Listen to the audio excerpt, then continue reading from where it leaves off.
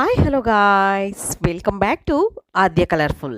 ನಾನು ಸುಮಾ. ಫ್ರೆಂಡ್ಸ್, ಇವತ್ತಿನ ವಿಡಿಯೋದಲ್ಲಿ ತುಂಬನೇ ಈಸಿಯಾಗಿ ಟೇಸ್ಟಿಯಾಗಿ ಮಾಡುವಂತಹ ಕೊಬ್ಬರಿ ಮಿಠಾಯಿ ರೆಸಿಪಿಯನ್ನು ನಿಮ್ಮ ಜೊತೆ ಶೇರ್ ಮಾಡ್ಕೊಳ್ತಾ ಇದ್ದೀನಿ. ಪಾಕ ಇಲ್ಲದೆ ತುಂಬ ಸುಲಭವಾಗಿ ಕೊಬ್ಬರಿ ಮಿಠಾಯಿ ಮಾಡುವ ವಿಧಾನ ನೀವು ತಿಳಿದುಕೊಂಡ್ರೆ ನೀವೇ ಮತ್ತೆ ಮತ್ತೆ ಮಾಡೋ ತಿಂತೀರಾ. ಅಷ್ಟು ತುಂಬನೇ ಟೇಸ್ಟಿಯಾಗಿರುವಂತಹ, ಎಲ್ಲರಿಗೂ ಕೂಡ ತುಂಬ ಇಷ್ಟ ಆಗುವಂತಹ ಒಂದು ಸ್ವೀಟ್ ರೆಸಿಪಿ ಅಂತಲೇ ಹೇಳ್ಬೋದು. ಮತ್ತು ಇದನ್ನು ಮಾಡುವಂಥ ವಿಧಾನನೂ ಕೂಡ ತುಂಬಾ ಸರಳವಾಗಿ ನೀವು ಮನೆಯಲ್ಲಿ ಮಾಡ್ಕೊಳ್ಳೋವಂತಹ ಒಂದು ಕೊಬ್ಬರಿ ಮಿಠಾಯಿ. ಸೊ ಖಂಡಿತವಾಗ್ಲೂ ಕೇವಲ ಒಂದು 2 ಇಂಗ್ರೀಡಿಯೆಂಟ್ಸ್ನ ಉಪಯೋಗಿಸಿ ಮಾಡ್ತಿರುವಂತಹ ಒಂದು ರೆಸಿಪಿ. ಸೊ ಬೇಗ ನೀವು ಕೂಡ ಮನೆಯಲ್ಲಿ ತಯಾರಿಸಿ ಹೇಗೆ ಬಂತು ಅಂತ ತಿಳಿಸಿ. ಮೊದಲನೇದಾಗಿ ಕೊಬ್ಬರಿಯನ್ನು ಅಂದರೆ ಫ್ರೆಶ್ ಕಾಯಿ ತುರಿಯನ್ನು ನಾನು ತುರಿದು ತಗೊಂಡಿದ್ದೀನಿ.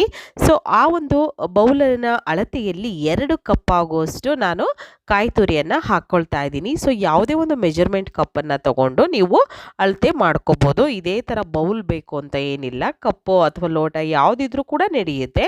ಸೊ 2 ಕಪ್ ಆಗುವಷ್ಟು ನಾನಿಲ್ಲಿ ಕಾಯಿ ತುರಿಯನ್ನು ತಗೊಂಡಿದ್ದೀನಿ. ಸೊ ನೀವು ಬೇಕು ಅಂದರೆ ಇದನ್ನು ಗ್ರೈಂಡ್ ಕೂಡ ಮಾಡ್ಕೋಬೋದು, ಬೇಡ ಅನ್ನೋದಾದರೆ ಹಾಗೆ ಕೂಡ ಮಾಡ್ಕೋಬೋದು.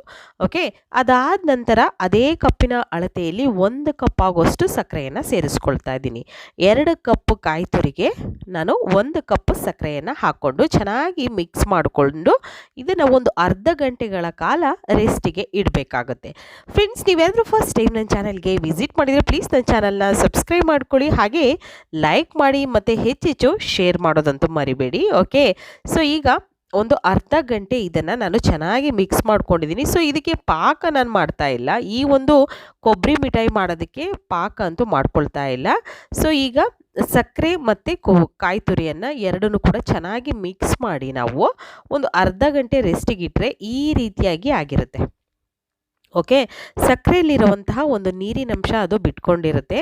ಸೊ ಕಾಯಿ ತುರಿಯಲ್ಲೂ ಕೂಡ ಅದು ಕಾಯಿ ತುರಿ ಸಕ್ಕರೆ ಪಾಕವನ್ನು ಹೀರ್ಕೊಂಡಿರುತ್ತೆ. ಈ ರೀತಿಯಾಗಿ ಇರಬೇಕು.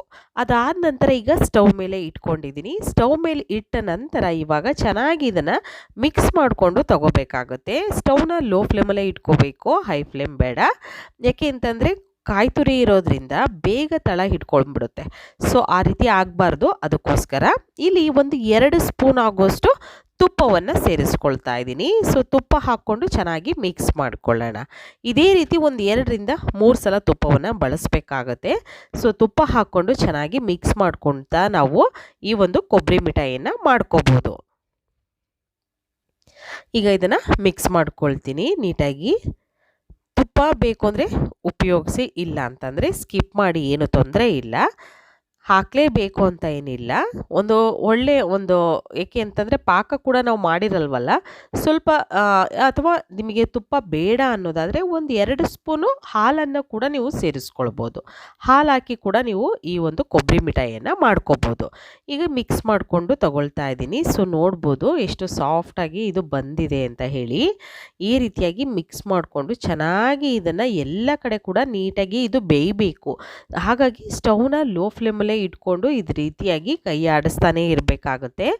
ಆಗ ನಮಗೆ ಪರ್ಫೆಕ್ಟಾಗಿ ಬರುತ್ತೆ. ಇದು ಹಿಟ್ಟು ಈಗ ಯಾವ ರೀತಿ ಕಾಯಿ ತುರಿ ಇದೆಯಲ್ವಾ, ಈ ರೀತಿ ಇರಬಾರ್ದು. ತುಂಬ ಸಾಫ್ಟಾಗಿ ಒಂದು ಮುದ್ದೆ ಥರ ಬರಬೇಕು ನಮಗೆ. ಆ ರೀತಿಯಾಗಿ ಆಗೋವರೆಗೂ ಕೂಡ ಹೀಗೆ ಇದನ್ನು ಮಿಕ್ಸ್ ಮಾಡ್ತಾ ಮಾಡ್ತಾ ಈ ರೀತಿ ಸ್ಪ್ರೆಡ್ ಮಾಡಿಕೊಂಡು ನಾವು ಪ್ಯಾನಲ್ಲಿ ಸ್ಟವ್ನ ಲೋ ಫ್ಲೇಮಲ್ಲೇ ಇಟ್ಕೊಂಡು ಇದನ್ನು ತಯಾರಿಸ್ಕೊಳ್ಬೇಕಾಗುತ್ತೆ. ನೀವು ಖಂಡಿತವಾಗ್ಲೂ ಇದು ತುಂಬ ಈಸಿಯಾಗಿ ಮಾಡ್ಕೊಳ್ಳುವಂಥ ಒಂದು ಮೆಥಡ್ ನಾನು ತಿಳಿಸ್ಕೊಡ್ತಾ ಇರೋವಂಥದ್ದು. ಅದಾದ ನಂತರ ಈಗ ನಾನು ಸ್ವಲ್ಪ ಏಲಕ್ಕಿ ಪೌಡರ್ನ ಹಾಕ್ಕೊಳ್ತಾ ಇದ್ದೀನಿ. ಏಲಕ್ಕಿ ಪೌಡರ್ ಹಾಕಿ ಒಂದು ಸಲ ಮಿಕ್ಸ್ ಮಾಡ್ಕೊಳ್ಳೋಣ. ಸೊ ಇದು ಕೊಬ್ಬರಿ ಮಿಠಾಯಿ ಕಲರ್ ಸ್ವಲ್ಪ ಒಂದು ಯೆಲ್ಲೋ ಕಲರಾಗಿ ಬಂದಿದೆ ಏನಕ್ಕೆ ಅನ್ನೋದಾದರೆ, ನಾನಿಲ್ಲಿ ಬಳಸ್ತಿರೋವಂಥ ತುಪ್ಪದಲ್ಲಿ ಅರಿಶಿನ ಹಾಕಿ ನಾವು ತುಪ್ಪವನ್ನು ಕಾಯಿಸಿರ್ತೀವಲ್ಲ, ಸೊ ಅದ್ರ ಕಲರ್ ಇದು ಬಂದಿದೆ. ಅದನ್ನು ಬಿಟ್ಟರೆ ಇದಕ್ಕೆ ಯಾವುದೇ ರೀತಿಯಾದಂತಹ ಫುಡ್ ಕಲರ್ನ ನಾನು ಆ್ಯಡ್ ಮಾಡ್ಕೊಂಡಿಲ್ಲ. ಓಕೆ, ಸೊ ಈ ರೀತಿಯಾಗಿ ಚೆನ್ನಾಗಿ ಮಿಕ್ಸ್ ಮಾಡಿಕೊಂಡು ತಗೊಳ್ಳೋಣ. ಸ್ಟವ್ನ ಆದಷ್ಟು ಲೋ ಫ್ಲೇಮಲ್ಲೇ ಇಟ್ಕೋಬೇಕು. ಈಗ ಹೀಗೆ ಮಿಕ್ಸ್ ಮಾಡ್ತಾ ಮಾಡ್ತಾ ಎರಡೂ ಕಡೆ ಕೂಡ ಚೆನ್ನಾಗಿ ಇದು ಬೇಯಬೇಕು. ಅಲ್ಲಿವರೆಗೂ ನಾವು ಹೀಗೆ ಇದನ್ನು ತಳಕ್ಕೆ ಅಂಟ್ಕೋಬಾರ್ದು. ಸೊ ಆ ರೀತಿಯಾಗಿ ನೋಡ್ಕೋಬೇಕು. ತಳ ಹಿಡ್ಕೊಂಡ್ರೆ ಅದು ಕಲರ್ ಕೂಡ ಚೇಂಜ್ ಆಗಿಬಿಡುತ್ತೆ, ಮತ್ತು ಅದು ಒಂದು ಬೇರೆ ಥರನೇ ಸ್ಮೆಲ್ ಬಂದುಬಿಡುತ್ತೆ. ಅದಕ್ಕೋಸ್ಕರ ನೋಡಿಕೊಂಡು ನೀವು ಈ ಒಂದು ಕೊಬ್ಬರಿ ಮಿಠಾಯಿಯನ್ನು ನೀಟಾಗಿ ತರಿಸ್ಕೊಳ್ಳಿ. ಈಗ ಎಷ್ಟು ಸಾಫ್ಟ್ ಆಗಿದೆ ನೋಡ್ಬೋದು ನೀವು. ಮೊದಲಿದ್ದ ಹಾಗೆ ಈಗ ಇಲ್ಲ, ಇಷ್ಟು ಸಾಫ್ಟಾಗಿ ಬರಬೇಕು. ಸೊ ಇದಕ್ಕೆ ಬೈಂಡಿಂಗಿಗೆ ಅಂತ ನೀವು ಬೇಕು ಅಂದರೆ ಹಾಲಿನ ಕೆನೆ ಕೂಡ ಹಾಕ್ಕೊಳ್ಬೋದು. ಸೊ ನಾನು ಯಾವುದನ್ನು ಕೂಡ ಉಪಯೋಗಿಸ್ತಾ ಇಲ್ಲ. ಸಕ್ಕರೆ ಮತ್ತು ಕಾಯಿ ತುರಿ ಹಾಗೆ ತುಪ್ಪ ಇಷ್ಟನ್ನು ಕೂಡ ಹಾಕ್ಕೊಂಡಿದ್ದೀನಿ ಅಷ್ಟೇ. ಮತ್ತು ಏನು ಇದಕ್ಕೆ ಬೇಕಾಗೋದಿಲ್ಲ. ಹಾಲು ಬೇಕು ಅಂದರೆ ಹಾಲು ಹಾಕ್ಕೊಳ್ಬೋದು, ಅಥವಾ ತುಪ್ಪ ಬೇಕು ಅಂದರೆ ತುಪ್ಪ ಹಾಕ್ಕೊಳ್ಬೋದು. ಈಗ ಇದು ಆಗಿದೆಯಾ ಇಲ್ವೋ ಅನ್ನೋದಕ್ಕೆ ಚೆಕ್ ಮಾಡಬೇಕು. ಅಂದರೆ ಈ ರೀತಿಯಾಗಿ ಒಂದು ಸ್ವಲ್ಪ ತಗೊಂಡು ನಾವು ಒಂದು ರೌಂಡ್ ಶೇಪಾಗಿ ಮಾಡಿಕೊಂಡ್ರೆ ಅದು ಕೈಗೆ ಅಂಟ್ಕೋಬಾರ್ದು.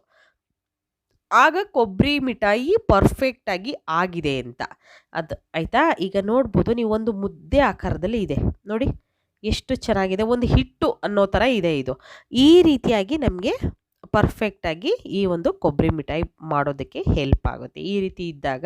ಸೊ ಹೇಗೆ ಈಗ ಬೇಯಿಸ್ಬೇಕಾದ್ರೆ ಕೆಲವೊಬ್ಬರಿಗೆ ಗೊತ್ತಾಗೋದಿಲ್ಲ, ಹೇಗೆ ಇದಾಗಿದೆಯೋ ಇಲ್ವೋ ಅನ್ನೋದು ಹೇಗೆ ತಿಳ್ಕೊಳೋದು ಅಂತ ಸುಮಾರು ಜನ ಅಂದ್ಕೊಂಡಿರ್ತಾರೆ. ಸೊ ಇದು ಮಾಡೋದಕ್ಕೆ ಸುಮಾರು ಒಂದು 3 ಅಥವಾ 4 ನಿಮಿಷ ಟೈಮ್ ತಗೊಳುತ್ತೆ ಅಷ್ಟೇ, ಹೆಚ್ಚಿಗೆ ಏನೂ ತಗೊಳ್ಳೋದಿಲ್ಲ. ಓಕೆ, ನಂತರ ಒಂದು ತಟ್ಟೆಗೆ ಸ್ವಲ್ಪ ತುಪ್ಪವನ್ನು ಗ್ರೀಸ್ ಮಾಡಿ ತಗೊಂಡಿದ್ದೀನಿ. ಅದಾದ ನಂತರ ಇವಾಗ ಮಾಡಿರೋಂತಹ ಮಿಠಾಯಿಯನ್ನು ಇದಕ್ಕೆ ಸೇರಿಸ್ಕೊಳ್ಳೋಣ. ಕೊಬ್ಬರಿಯ ಮಿಶ್ರಣ ಇದೆಯಲ್ಲ, ಅದನ್ನು ಇವಾಗ ಇದಕ್ಕೆ ಹಾಕ್ಕೊಳ್ತಾ ಇದ್ದೀನಿ. ಪಾಕ ಇಲ್ಲದೆ ತುಂಬ ಸುಲಭವಾಗಿ ಎಲ್ಲರಿಗೂ ಇಷ್ಟ ಆಗುವಂತಹ ಕೊಬ್ಬರಿ ಮಿಠಾಯಿ ಮಾಡುವ ವಿಧಾನ ನೀವು ತಿಳಿದುಕೊಂಡ್ರೆ ಮತ್ತೆ ಮತ್ತೆ ಮಾಡಿ ತಿಂತೀರ, ಅಷ್ಟು ಚೆನ್ನಾಗಿರುತ್ತೆ. ತುಂಬಾ ಈಸಿಯಾಗಿ ಮಾಡ್ಕೊಳ್ಳೋ ಅಂಥದ್ದು. ಸೊ ಯಾವಾಗಲೂ ಕೂಡ ಈ ದೇವಸ್ಥಾನಗಳಿಗೆ ಅಲ್ಲಿ ಇಲ್ಲಿ ಹಬ್ಬ ಇದ್ದಾಗೆಲ್ಲ ನಾವು ಹೋದಾಗ ಜಾಸ್ತಿ ಕಾಯಿ ಹೋಳಿ ಇರುತ್ತಲ್ವ. ಸೊ ಅವಾಗ ಏನು ಮಾಡೋದು, ಇಷ್ಟೊಂದು ಕಾಯಿ ಹೋಳಿ ಇದೆಯಲ್ಲ ಅಂತ ಅನ್ಕೊತೀವಿ. ಆ ಟೈಮಲ್ಲಿ ಕಾಯಿ ಒಬ್ಬಟ್ಟು ಮಾಡ್ಬೋದು, ಅಥವಾ ಈ ರೀತಿ ಕೊಬ್ಬರಿ ಮಿಠಾಯಿ ಮಾಡ್ಕೋಬೋದು. ಸೊ ಖಂಡಿತವಾಗ್ಲೂ ನೀವು ಈ ರೀತಿ ಕೊಬ್ಬರಿ ಮಿಠಾಯಿ ಮಾಡ್ತೀರಾ ಅಂತ ನಾನು ಭಾವಿಸ್ತೀನಿ. ಸೊ ಈಗ ಆಗಿದೆ ನೋಡಿ, ಈ ರೀತಿಯಾಗಿ ನಾನು ಮೇಲ್ಗಡೆ ಎಲ್ಲ ಅದನ್ನು ನೀಟಾಗಿ ಒಂದು ಸಮ ಮಾಡ್ಕೊಳ್ತಾ ಇದ್ದೀನಿ. ಅದಾದ ನಂತರ ಈಗ ನಾವು ಇದನ್ನು ಕಟ್ ಮಾಡ್ಕೊಳ್ಳೋಣ. ಒಂದು 5 ನಿಮಿಷ ಇದನ್ನು ಸೆಟ್ ಆಗೋದಕ್ಕೆ ಬಿಟ್ಬಿಡೋಣ. ಅದಾದ ನಂತರ ಕಟ್ ಮಾಡ್ಕೊಳ್ತಾ ಇದ್ದೀನಿ. ಸೊ ಕಟ್ ಮಾಡಬೇಕಾದ್ರೂ ಕೂಡ ಎಷ್ಟು ಸಾಫ್ಟಾಗಿ ಕಟ್ ಆಗ್ತಿದೆ, ಮತ್ತು ಯಾವುದೇ ರೀತಿಯಾಗಿ ತೊಂದರೆ ಅಂತೂ ಆಗ್ತಾ ಇಲ್ಲ ಕಟ್ ಮಾಡಬೇಕಾದ್ರೆ. ಚಾಕು ಗಂಟ್ಕೊಳ್ಳೋದಾಗಲಿ ಅಥವಾ ಏನೂ ಕೂಡ ಇಲ್ಲ, ಪರ್ಫೆಕ್ಟಾಗಿ ಆಗಿದೆ. ಸೊ ಯಾವುದೇ ಪಾಕ ಇಲ್ಲದೆ ಇಷ್ಟು ಈಸಿಯಾಗಿ ಇಷ್ಟು ಸಾಫ್ಟಾಗಿ ನಾವು ಕೂಡ ಮನೆಯಲ್ಲಿ ಕೊಬ್ಬರಿ ಮಿಠಾಯಿಯನ್ನು ತಯಾರಿಸ್ಕೊಳ್ಬೋದು.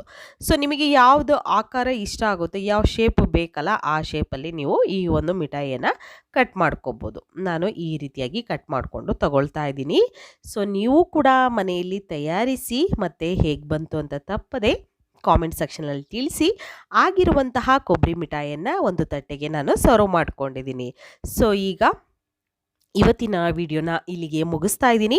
ಮತ್ತೆ ಇನ್ನೊಂದು ಹೊಸ ವಿಡಿಯೋ ಜೊತೆ ಬರ್ತೀನಿ ಫ್ರೆಂಡ್ಸ್. ಅಲ್ಲಿವರೆಗೂ take care, bye, see you.